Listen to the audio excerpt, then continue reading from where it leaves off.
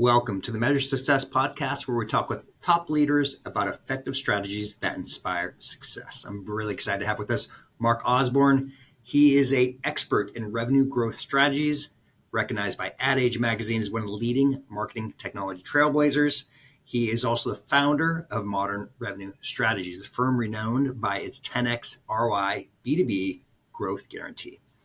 He also he's been on the Harvard Business Review's Advisory Council. He's been recognized as a LinkedIn top voice for B2B marketing strategy. And he's absolutely a wealth of knowledge. Mark, welcome to the Measure Success podcast. Thanks so much for having me, Carl. I'm really excited to be here. Okay, so we're just going to jump right in here. We got 18 minutes. We're just going to crush this podcast today. When you are going in and working with a company for the first time, and they're like wanting to grow their business to a new level, but they're stuck, what are you typically finding are the biggest gaps, and how are you typically helping unlock those challenges so they can start seeing growth for the first time, or see growth again, I should say? Yeah. So it's funny you describe that. So often, and I'm sure you've had this experience too. Someone works in an industry for a while and they have an idea for a better mousetrap. So they go found the company to create that mousetrap. They know what's right about that solution because they just built it. They know what's wrong about the competitors because they used to work there. And they have a big enough Rolodex because they worked in the industry for some time that they can get to that sort of initial stage of growth. But then they hit that ceiling, that revenue ceiling. And then oftentimes their first impulse is, let's go hire a sales manager. And then they tell that person, be exactly like me and we'll double our revenues. But that doesn't really pan out. And then oftentimes their next reaction is, well, let's hire an ad agency. But then those people will spend a bunch of money either saying the wrong things or to the wrong people or both. And so then that's when they really reach this inflection point of maybe we need to do something different. And that's where we tend to work with folks. And what we find is that the real key is taking a strategic approach based in marketing fundamentals, and that then is focused on building systems and processes for growth. And so systems and processes that really sort of create that opportunity. But we find that there's three different areas of revenue growth. There's attracting more of the right prospects. So not just more leads, but the right leads that are going to actually stay and grow with you and then refer other customers. Accelerating your best opportunities to the sales pipeline so that you're putting all of your resources on those most important deals to win. Otherwise, your competitors are, and then you're just left with their scraps. And then the third is activating your existing clients for faster renewals, larger upsells, more referrals. In today's environment, most businesses either have recurring revenue or reoccurring revenue streams and are way too often not maximizing those opportunities to grow their existing clients or even just to activate those clients for renewals and testimonials. And so we do a diagnostic right off the bat with companies that help focus which of those three areas is your biggest gap. And then that gap recommends your easiest and fastest path to growth. Because if we can raise you up to the benchmarks of where you should be within that one area, that can oftentimes, again, deliver that 10x ROI on an investment. I love it. Clear, concise. Okay, so let's unpack that a little bit more, right? Sure. Because you said a lot of key words in the part, and let's get into that diagnostic test a little bit. Sure. That you do, right? So you're going with the company, and just there are pieces that are common. And maybe let's go to like the two or three most common things that are gaps that you tend to attack first. Sure. What are those? What are those 2 to 3 things that you're just like, man, this is just, they either are consistently overlooking it, Yep, or worse, they think they have it figured out, but they don't. Yeah. Well, that more often than not, it's the latter. They think they have it figured out, but they don't. And what that really is around very often, this very fundamental thing, which is understanding who your real best customer is. And, people talk about an ideal customer profile, but very often they're describing who they want to work with, not who they're actually having success with. And so we look at that through the lens of everyone you've done business with over the last 24 months. Let's rank that by how much revenue they generated. Let's look at that top 20% of customers that created 80% of your revenue, because that's typically how that breaks out. What is different about them than the rest of your customers and the rest of the world? And we want to get way beyond the firmographics or even technographics of they use this software or that, and really into the psychographics. What was the business context that they were operating within that sort of stimulated them to go out and look for a solution like yours? Because we often find it's that trigger that serves as the segmentation and targeting that can then you can go to market and really accelerate your success. And so it's really understanding that context where you succeed and thrive that's different from your competitors. The other problem that we see too is even if you really understand that customer, you have to also really understand the competitive landscape and understand it through the lens of how are you uniquely different. That way, when you're out talking to prospects or even just the market, you're not talking about the benefits of the category. You're talking about the unique benefits that you deliver and only you can deliver. And oftentimes that comes from recognizing the specific context that companies are operating in where you excel and others don't. And so when you match those two things together, this unique capability that uniquely suits companies that are in a specific context, that's when you really start to resonate and you're generating demand at the same time that you create awareness. And that's what really sort of unleashes the floodgates for companies. That's outstanding. One of the things I really liked what you talked about there is who your customer is. And you and I both know this. There's a difference between the consumer and the customer, right? Sure. It's like the customer is actually who's the one who's buying from you, not necessarily the one who's using it. And we have to recognize that at the end of the day, we have to provide to those customers, right, who are going to consistently willing to buy from you. But we often have this dream of, oh, I want to be this or that, but they don't recognize that their sweet spot is in a certain area where it's like, embrace it, right?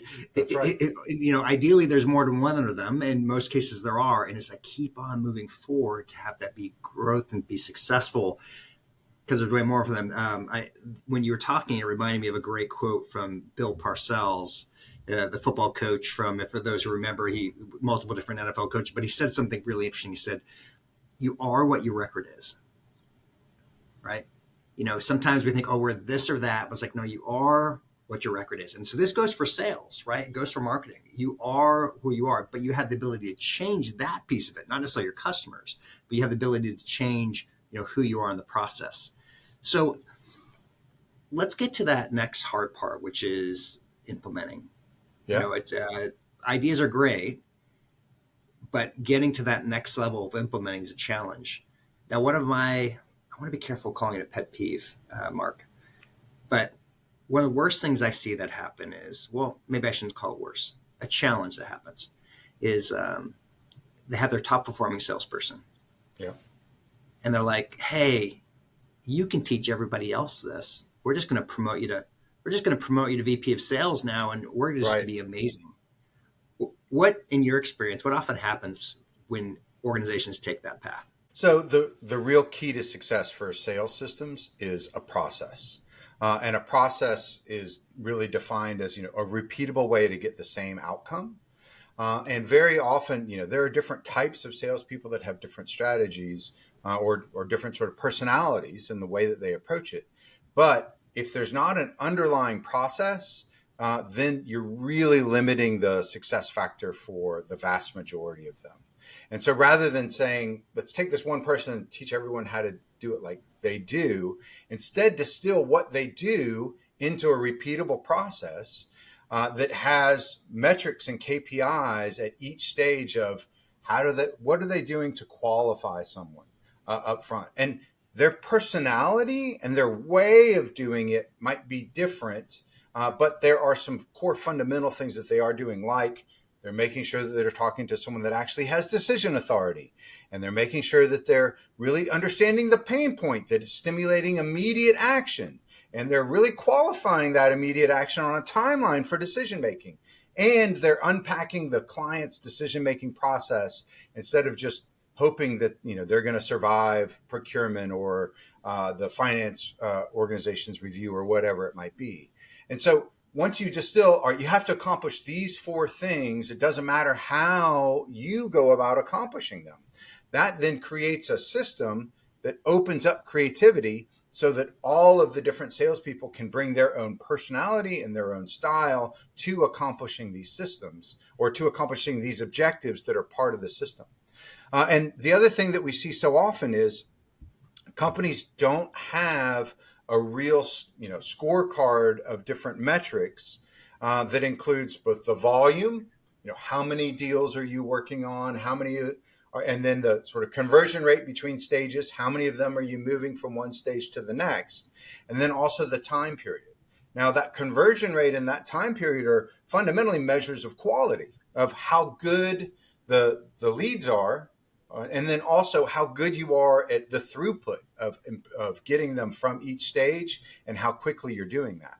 So if you have metrics that capture all three, the volume metrics, the conversion rate, and then the sort of time period, that really gives you the opportunity to understand where is one person better than another.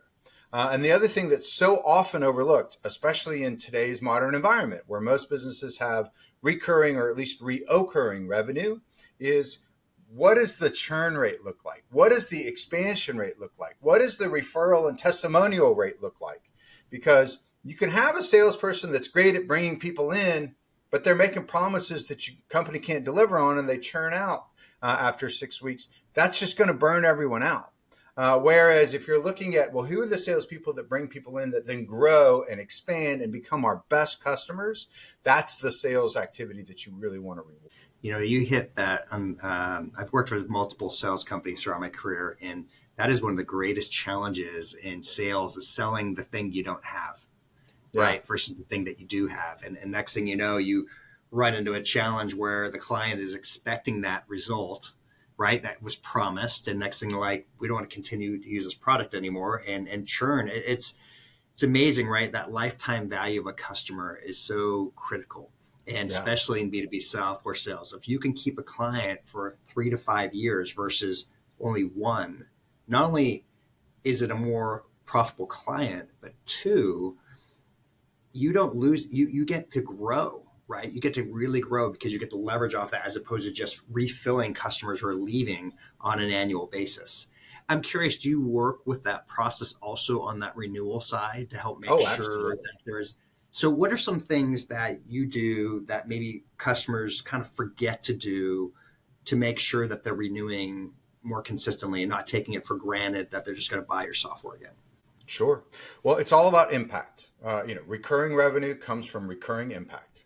And so you have to really work backwards from the perspective of what is the impact that our customer gets and on what cadence are they experiencing that business impact.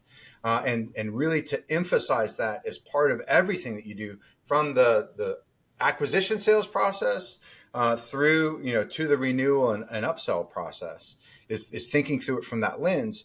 And then it's merchandising that back to the client of here's the impact we delivered over the last 24 hours, 24 days, 24 months, whatever it might be. You need to be constantly reminding them of that impact because it's easy for them to forget. And the other thing too is just creating a system and a process of we're going to deliver impact on this day. We're going to remind them of the impact we delivered in this way. And that's going to lead into this ask for an expansion or a renewal or a testimonial. And just having a sort of set system that does that, and then metrics that measure how successful are we at that? What percentage of our clients are renewing more than 30 days before the end of their contract? What percentage of our clients are renewing for more than what they spent with us in the previous year? What percentage of our clients are expanding the services that they offer? What percentage of our clients have provided a testimonial or referral in the last 12 months? Having metrics around that is really key, whereas many companies, they just don't measure it. They sort of say, we get tons of referrals. Our clients love us. But they're not really sort of distilling that in a way that they can measure because what gets measured gets improved. And so if you're not measuring it, you're not improving it. Mark, you mentioned something there that I'm curious about, impact. How do you measure impact? What do you mean by that? Yeah, so you talked about my 10x ROI growth guarantee. We're always looking for what is the business impact of a change. And by business impact, that's either, increase in revenue or decrease in cost. Like those are fundamentally the things that drive business health and growth. And so if we're not reducing costs, whether that's measured in time spent or dollars spent, or if we're not increasing revenue, whether that's measured in growth of recurring revenue or growth of new revenue, then we're not making a business impact. And so what we like to do is really early on in the qualification process, define what is the impact that you're looking for. How will you be measuring that? What's the actual metric that you'll be looking at 6 months after you hire us, 6 years after you hire us, in order to determine, did we make an impact for you? And so then that becomes your North Star, is what the impact is that the client is looking for. And then you organize everything within your engagement with that client around that impact. That's what really drives that recurring impact and recurring revenue. Great answer behind that. So let's go to of course, the podcast called the Measure Success Podcast. What are you in particular when you're with your clients? How are you measuring success? Yeah.